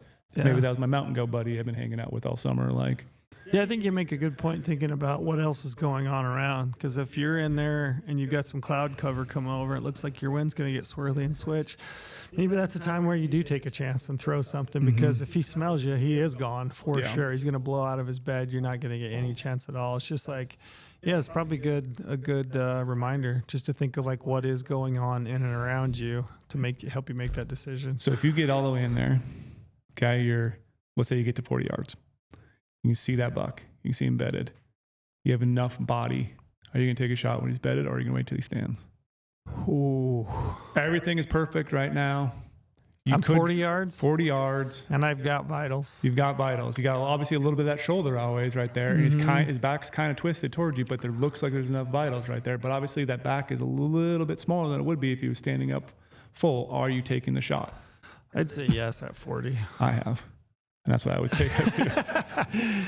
I'm going to say yes, because once he stands up, I mean, it's a waiting game at that point, right? You're like hoping that he faces a direction that you can get your bow to full draw, or that you see him starting to move enough that you can get to full draw before he stands. But I've definitely had deer stand up and not gotten a shot. Do you know what I mean? So if I can see vitals and I'm in 40, I'm probably taking that shot, but it's specific to each situation, right? Yeah. I mean, ideally, that buck that I shot off the cliffs, he was bedded. So I leaned over the ledge, looked down. He's 39 yards. I range him. He's like 27 with the cut. I can see, probably 3 inches, I guess, of what I'd call vital, on his spine. And I'm thinking, should I just shoot him right there in his bed? And I just sat there and thought about it for a long time. And I thought, if he stands up, that little vital area is probably going to go to like 6 inches or 8 inches, because I've got more view of his side there as he stands up. So ultimately I decided to stand up, and I think it was the right decision. It's case by case specific. Yeah, because you could think in your head, like, okay, if I can get this, like if I can see him like nodding off, like his antler's moving a little bit, always looking away. And if I can get to full draw comfortably, get settled in, it's way more focused shot too, than having to, oh my gosh, he's standing up right now. He's looking at me. I can't do anything. Now he's turning away. Is he gonna take a couple steps and get out of there? Now you're drawing back quickly and trying to execute a shot. Yeah, I mean, I don't know about you, but my adrenaline goes through the roof. As soon as an animal, if I'm in tight and it starts to stand up or move, and I'm like, oh, now is go time, my adrenaline spikes through the roof. It's much easier to draw your bow and shoot when they're bedded. Yeah. That's a tough question, though. I had a guy ask me that this weekend. He's like, a lot of these targets we're shooting, there's like bedded deer, bedded whitetail or bedded mule deer. He's like, is that like a shot that you should take? And I'm like, it just kind of depends. Depends. I also recall a time when I stalked in on a buck. I had a little buck kind of nearby, so I didn't know about a lot of movement. But you're saying like that window of the vitals can kind of be really thin. Mm-hmm. He was bedded right behind like a little boulder and had enough space. It was kind of like a perfect tack shot. How sometimes you have the log right there and you have to hug that thing if you're going to take the shot. So I was like, I didn't really fully feel comfortable because I thought it looked like a lot of spine. Had another buck over there. He kind of was getting up and moving around constantly and changing beds and looking around, rebedding. So I was like, this buck, when he stands, I'll kill him. I'm in tight, like 40, 45 yards, maybe a little bit less. And I kept waiting and waiting and waiting. And I was like, once he gets up though, if he gets up and tries to turn, he's facing left. He has to go left. And that's my perfect shot. He got up, twisted around right away and took a step to the right and I couldn't kill him. Yeah. And then I tried to move a little bit because I needed to create something. Little buck to the left saw me. They both blew out. Mm-hmm. So like, should have I tried to do it? And it was a buck that had a little split main beam. Like it's a tiny little extra thing coming off. I was like, sweet buck. Yeah. I could have probably shot him right there. Yeah. But I waited because I was like, he's going to get up and go to the left. Like that's the way he's facing. He's going to give me a big vital shot. And it never happened. Yeah. Situation by situation. Yeah. If you can do it, do it. If not, wait them out. I've never had the rock throwing trick work. Yeah. I've definitely had it not work a number of times. Rifle hunting, I use a rock throwing thing all the time. I try to like kick him out of brush. I'm like, okay, I'm going to throw it down and he's going to run up the other side and I'm going to be able to shoot him. But like, I've definitely not had it work. Never had it actually work. So it might be interesting if you've had that work. I'd love to know. It's just never worked for me. I have in my notes here, what's the right mix of being aggressive enough but being too timid? Because I think there was a long time for me. I mean, like a really long time, not even all that far ago, where I would fall in love with a buck and I would sit and watch him and I would try to put him in the perfect spot to get a perfect stalk. And I would just sit there and watch him day in, day out. And I'd be like, nope, not today. That's just not it. He's not where he needs to be. And I wouldn't get opportunities because I was too timid. Like I was scared to actually blow that deer out. I was more scared of blowing him out than, that I might kill him. Do you have any advice as to being aggressive, being timid? I think you can be timid for a little bit. If you don't know the deer's patterns at all, be a little bit timid. Like, okay, maybe I won't push it today. Or if there's bucks in a weird spot, I'm not going to try to push the envelope. Other people? I'm definitely going to be more aggressive. Like if I can tell there's other people in your glassing and I got a buck and I don't see anyone moving, I'm going to be aggressive. Even if he's maybe not in the best spot? Yeah, even if he's not in the best spot. Because I have gone aggressive on some deer. And it's one of the last ones I killed with my bow. I was aggressive on him, snuck all the way in there, got pinned in a spot where it wasn't ideal. And I took a shot at him. Again, probably should have waited and maybe tried to get closer, but I was already there. Some bucks are alert. Missed the buck. And I was like, shoot, no, I just wrecked it. Why was I being so aggressive? I should have known I couldn't get close enough. I thought I could get close enough, but it ended up just the topography and everything. I couldn't get close. And then literally I was like, shoot, I wrecked my opportunity. He's going to blow out of the country. But this is where he's at. I've never not seen him in this spot all summer. I went up there like 4 or 5 times scouting this buck. And then literally 2 days later, he was in the exact same spot. And I was like, okay, now I'm way smarter about how to approach him and snuck down in there a little different way. And I killed him. So like being aggressive in a sense, I was able to, thought I would be able to kill him. That would have been great. Because I pushed the envelope and tried it. And I was like, okay, now I readjusted to everything and I'm not going to sit there because there was a lot of people hunting around there. So I think being aggressive and trying it, I wish I would have worked the first time, but killed him next time and didn't blow him out of the country. Yeah. And so like, I think you got to, again, understand the situation, people, topography, what's around there. Is this your sole target buck? Mm-hmm. Yeah, I think pressure has a lot to do with it. If you think you're going to, if you think there's other people in the area, it's probably time to push the envelope, right? And get it cracked before somebody else blows them out completely. The other thing in regards to this that I think of all the time is be aggressive when you have to be. So like make tracks when you have to and go real slow when you have to, if that makes sense. So if you watch it back, ideally, right? Buck, he gets up in the morning, you see him, you glass him up, he's feeding, he goes to bed. You watch him for another 30 minutes, he gets up, feeds for a little bit, goes in, second bed, bed's down. It's 11:30 in the morning.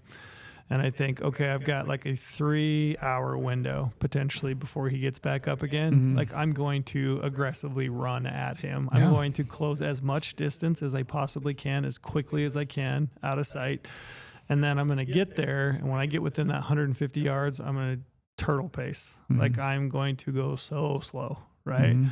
So like that would be my advice as I was thinking about it, was like be aggressive when you have to and go real slow when it matters. Yeah. Like and then also even when you're trying to push the envelope and maybe rush in there a little bit when you should be patient, like finish the freaking stalk.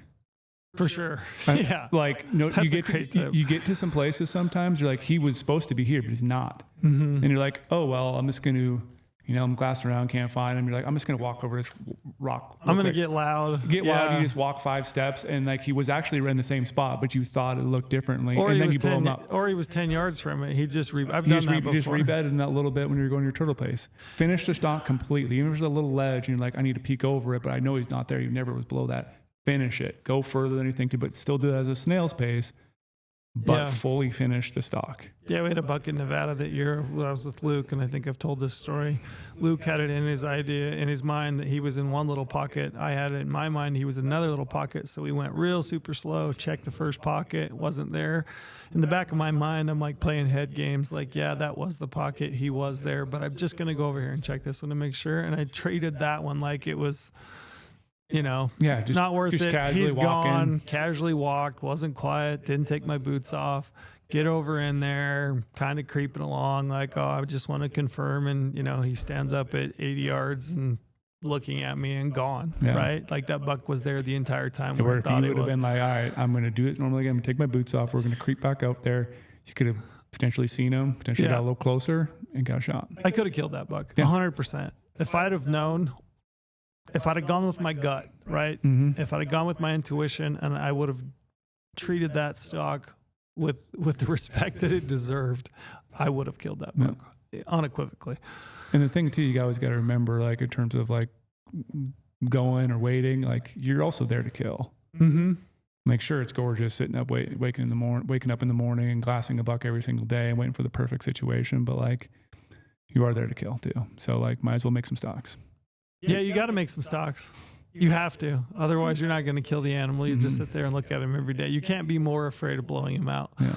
Yeah, you've got to. I would say I've been more successful with a little bit more aggression. So speaking of my last situation where I mentioned I missed the buck, blew them all out. There was, I think, 7 bucks in that spot. I was only targeting 1. Mm-hmm. Do you feel like they're blown out of the country? Or... Again, situationally, but if you think you could find them in the same sort of general area again, maybe not the next day, but are you worried about blowing them out completely to the point where you can't kill them? And that's why maybe you would be timid. I'm not. I think you may not find them the next day or the day after, but it feels like they will return. Because that's their home? Yeah, kind of their home. I think it's good if you do blow a buck out. I think it's good to look at the topography and maybe potentially hit a better, different glassing point to look at the country differently. Because I've had deer, I'm thinking of a spot right now where I was hunting them on one side of this little drainage. There's a bit of a saddle, ended up, bumping some bucks. They went up and over through the saddle. I let him go, and I had a glassing knob where I'd been watching him, and I just popped across the valley and hit the other side, and I was able to pick him up the next morning. Well, he'd just gone over into the next drainage and disappeared, but he popped back up. he's in the same area. He's probably within a half a mile of that area. He's just using the topography differently. Eventually, he did end up like back where I was originally watching him. So I think they will use the area like adjacent drainages, little folds and pockets. I think they'll use it differently, but I think they often return. Mm-hmm. That's what I think anyway. Yeah. I'm trying to think if I ever had one that just. I have a buck that just. I only ever saw like 2 times ever, and I have no clue where that deer ever was. I talked to some guys that had seen it the one morning, and they're like, "Oh, we saw an absolute giant." And I'm like, "Well, I've been looking for this deer for 3 years." You know what I mean?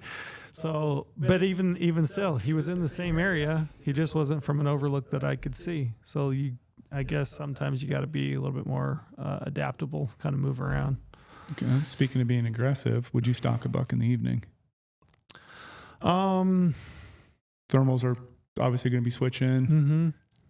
Yeah, I would say it just depends, like how far he is away, right? Do you think you can get there in time? If I thought I could get there in time and I thought I could keep the wind in my favor, and I'm not, at that point, you're probably not stalking a buck that's, bedded. You're obviously hoping that he feeds to you. It's kind of switching to like a spot stalk ambush. Yeah, ambush style. And I would say in a lot of cases that's like the stock that I get. You know what I mean? There's a lot of cases where I don't actually get to put an animal to bed. I'm thinking of a deer that I hunted. He was up in the morning. I watched him. He bedded. I didn't know where he was bedded, but I knew he was bedded in this big patch of oak, right? Yep. So mid-afternoon, I made my way close to where I thought he was going to feed out, and lo and behold, he comes feeding out about 4:35 in the afternoon. He ends up facing dead away from me, feeding in this oak bush at 15 yards, and there's a bush between he and I, and the wind ended up swirling, and like he bombed out of there. But I think in those cases, a lot of the time you're playing long game, right? And I don't think that's uncommon. It's just trying to predict where they're going to be and when, and setting up ambush. Yeah, because your stalk could turn into just an ambush situation where I don't really know where he's at. I'm going to set over here because that's where he kind of comes out and feeds, and just hang tight. And you're still stalking. You may just be. To me, I want to cut the distance to the point of where when they do come out, I can then stalk. I think stalking deer that are feeding is great because they're a whole lot less aware, right? So a deer that's bedded is completely switched on. Yeah. Like every sense he's got is firing. It's like you said, he's moving his ears like telescopes. He's listening for everything. He's got the wind. He's smelling. I think a deer that's up and feeding, he's busy, right? He's making some noise with his mouth. Making a noise with his mouth. He's moving his head. He's moving back and forth. I feel like that deer's not nearly as switched on as one that's bedded. So I think it's a great stalk if you're close enough proximity to make it. And then, I mean, I say this ad nauseum, but you have to be able to predict where an animal is going to go and why. Yep.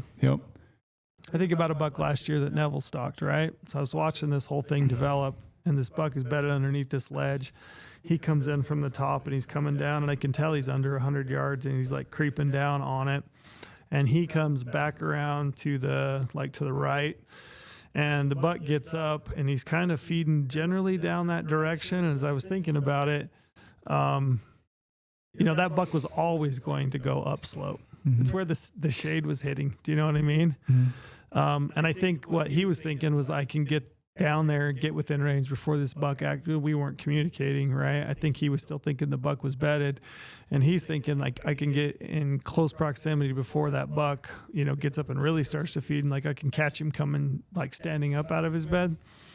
But reality, if I was there by myself, the better move for me in that situation is to actually get up and anticipate, he's going to feed back up into this canyon because that's where the shade is. You have to be mindful of that kind of stuff and be thinking and like be predictive of what an animal's going to do. When we got some bucks in a basin, how close is too close to camp by them? It's too close if you're making like camp noises that they can hear you, right? Like I like to put a drainage between me and them. Like if you're on a ridge glassing that morning and they're across maybe 1,000 some yards away, I want to go to the back side of it, and drop down, find a little bench somewhere, but not right on top where those winds are going to go down in there. I want to keep my scent out of it. I want to keep my silhouette, obviously, like on a ridge line or skyline. I don't want that at all. And then I don't want any sounds that I'm making, like if I'm putting my pot and pan on my stove. I like to put like a ridge line or a basin between us. Yeah, kind of stay out of there. What do you think? Do deer have an Achilles heel, if you will? Is there any like weaknesses that you think? I was trying to think of that. In the high country, that time of year, archery, I think it's just that they are a little bit more visible. And they're a little more feed focused, right? Because they're trying to put on weight for the rut. So they're like in the best groceries. Yep. So you find the groceries, you usually find the deer. And if you find some open pockets where they can move around in, you usually can see the deer. Like October, later in the year, like later in September, like they could literally just be in a little spot all day and they don't really want to move around. Like I think movement in the early season is your Achilles heel on a mule deer. Yeah, so they're going to be visible more. Yeah, a little more open country, better feed, easier to see. Even low country stuff, they're still moving around. Yeah, same thing. Yeah, but as far as like actually getting in range, I don't know that there are any there's no other thing like, shortcuts. oh yeah, they're thinking about this, so they're a little bit dumber right now. Yeah, I don't know that there's any short courts. It's not like you can call one in. No. You know. Anyway, I just was curious. With a magpie call or something, you just keep blowing it the whole time you're going in. Yeah, hoot owl. Yeah, they come distressed fawn. Mm-hmm. They don't give two rips that time of year. They're like, whatever, I'm out. Yeah.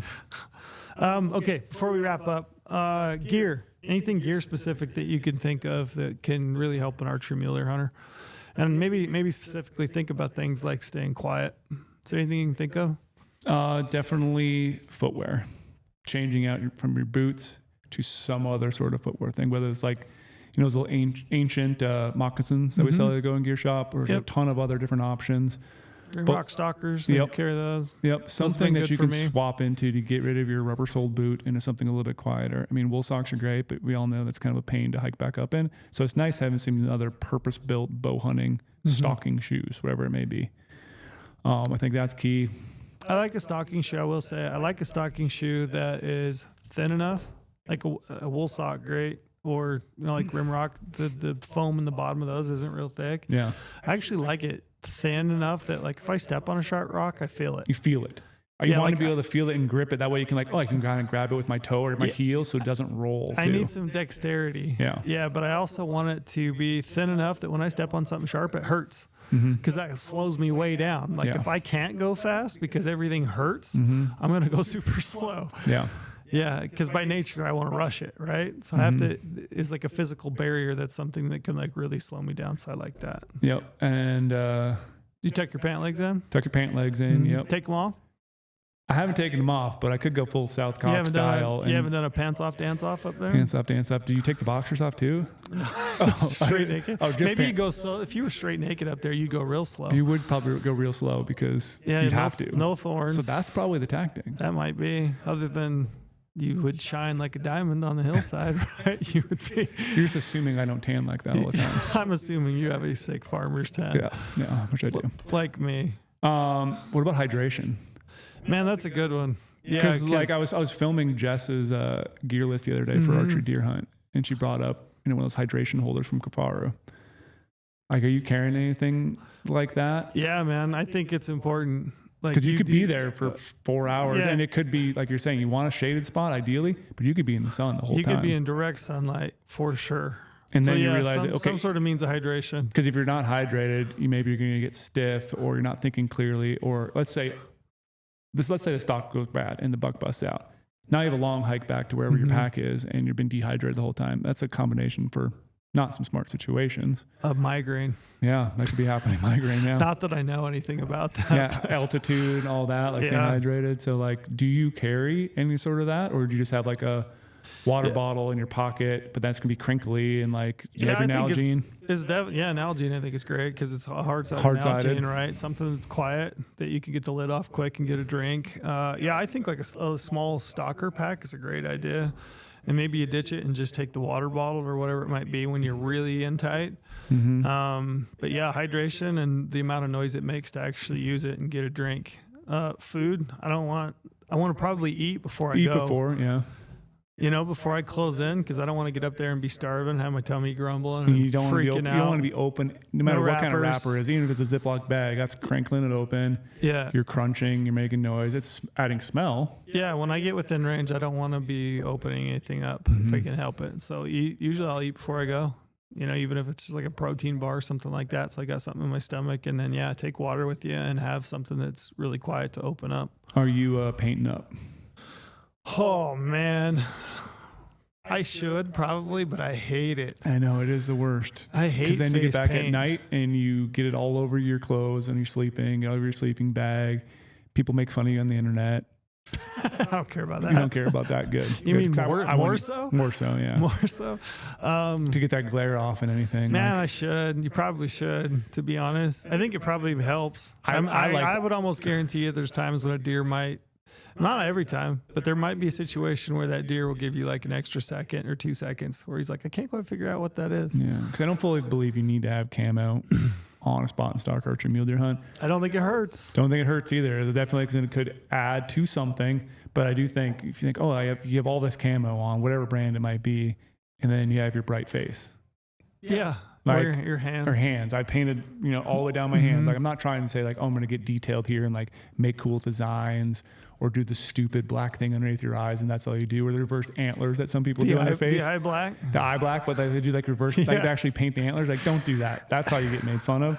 But just really just throw it on there to block your face a little bit. Yeah, I think block some glare. I think it's valuable a little bit blocking that glare. I do think camo is also valuable. I mean, people can have the debate, and that's fine. Do whatever you like, but I think it gives you a little edge, a little bit of breakup. Yeah, I think it can be helpful. What do you think about a boonie hat? Gosh, boonie hats are so great. Like that, the last time I went on, I had a boonie hat. I looked like a total dweeb. But who the F cares? I wore one in Hawaii for a week straight. Yeah, they're really handy keeping the sun off your neck, your ears. Like when you feel your neck just burning on an open hillside while you're waiting for a buck to stand up, you can talk yourself into all kinds of dumb decisions. Yep. But if you have a boonie hat, you definitely want to make sure you can still draw your bow back with it. Like depending on what size the boonie is or what your draw length is, or if you're longbow recurve, make sure you can still shoot with it before you're like, oh, I'm gonna take a boonie hat and go up there and it impedes your shot. Yeah, and you want to make sure that the little string that hangs down underneath your chin isn't catching your bowstring. Yeah. You definitely want to try that. Knee pads. Knee pads. Very handy. We were looking at knee pads earlier today, the ones we have here, so I think they're great. I got a new set right there. Yeah. I'm pretty stoked to try those things out. They feel good. So I had knee pads on my list. Wind checker I have on my list. Face covering, face paint. I talked about that. Here's one other little tip, and this will probably be my last one as far as in regards to your equipment. Okay. Your third axis on your bow sight. Buddy. Yeah, you better be setting that up. So your first, second, and third axis. Third axis is very important for mule deer hunting because almost every shot you will be taking will be downhill. Yep. So make sure that your third axis is dialed, and I would even say, I do the plumb bob trick, hang a line from a beam, draw your bow from your knees, aim up at it, line your pins up, check your bubble, make sure it's level. And then your third axis swing, you can think of it as swinging like a door hinge. Yep. So then, repeat the same thing, aiming downhill, line your pins up with the plumb bob, make sure it sits level. That's all well and good, I think, but I think nothing will give you more confidence than actually shooting in your third axis. So go out to the range, take your target, kick it down a hill, shoot some super steep angles, and just see what your impact point does left or right. And I don't think you have to go far. I mean, start at like 30 yards, move back as far as you're comfortable, but nothing will give you more confidence than actually shooting in your third axis. That's a good tip. Actually shooting it in rather than just trusting it. And yeah, because everyone says like, oh, you have to do it at full draw. Some people say you don't, but you should. You do. You do. And then, actually testing it and trusting it. And then you're getting good practice too. Yeah, man. I mean, I think about the biggest buck of my life. 39 yards, 27 for the cut. Super steep. I don't even know what the angle actually was, right? Like I was literally standing on the cliff edge and like looking off at this big giant buck bedded underneath this tree and leaning over. And nowhere in my mind was I thinking about my third axis because I did it. Like I'd done it, right? Yep. But if I'd have got in that moment with the biggest buck of my life and I'd have thought, shit, I don't really know I don't know if I ever did that. That was probably an important step. I shouldn't have skipped, right? Like, so do it. It'll be a big difference for you. Yeah, it could be the difference of missing or not. You along the same lines too, you mentioned angle cut. Like trusting your rangefinder, having a rangefinder that has. Should shoot it in. Shoot it in to make sure you actually know. Yeah, and a lot of these rangefinders anymore, whether you're talking the SIGs, right? They've got archery mode that has the algorithm. Yeah. I don't, for lack of a better word, built into it. You can input your bow's speed into that, and it's going to give you a cut. Also, like if you spend some time with like precision cut archery and playing with it, that guy has all kinds of tools within that can help you understand the angle for your bow setup and what might happen. And I would say go out and proof it. Just go out and check it. Take a morning instead of shooting at your local range or in your backyard. Go out and just double check it and say, what does this look like if I'm shooting down a 35 or 45 degree slope at 50 yards? Does it match what I'm finding here on, the tapes? So, yeah, because, man, nothing's more heartbreaking. Honest to Pete, and I'll say this. There might not. There's very few things in life that are more heartbreaking than missing a big mule deer buck with your bow, because I think they're one of the hardest animals to get within range. Yeah. And to miss that with a bow, because the chances of getting in range are so hard. Yeah. Missing it is shattering. Because when you think about it, there's a lot of things that have to go perfectly right. Everything. Yeah. To get that close to a buck on edge with his buddies there in his home turf where he's been hanging out the whole entire year. Not only the energy getting up a mountain or whatever, getting in the stalk, sitting in the heat. Oof, yeah. Make sure your equipment's dialed. That's a real stinger that will live with you. And I've got more of them than I can count. Mm-hmm. I can definitely tell you I've blown way more stalks than I've completed. Yeah. And it sucks. So do due diligence. And good luck. Good luck. Have fun. I don't think mule deer hunting's that fun for all the reasons we talked about today. I know, we've had a discussion there. But it's fun when it goes right. When it goes right, it's the most satisfying feeling in the world. Yeah, but in general, it's definitely a very, very hard thing to do, especially with the bow. For sure, very hard, but super cool.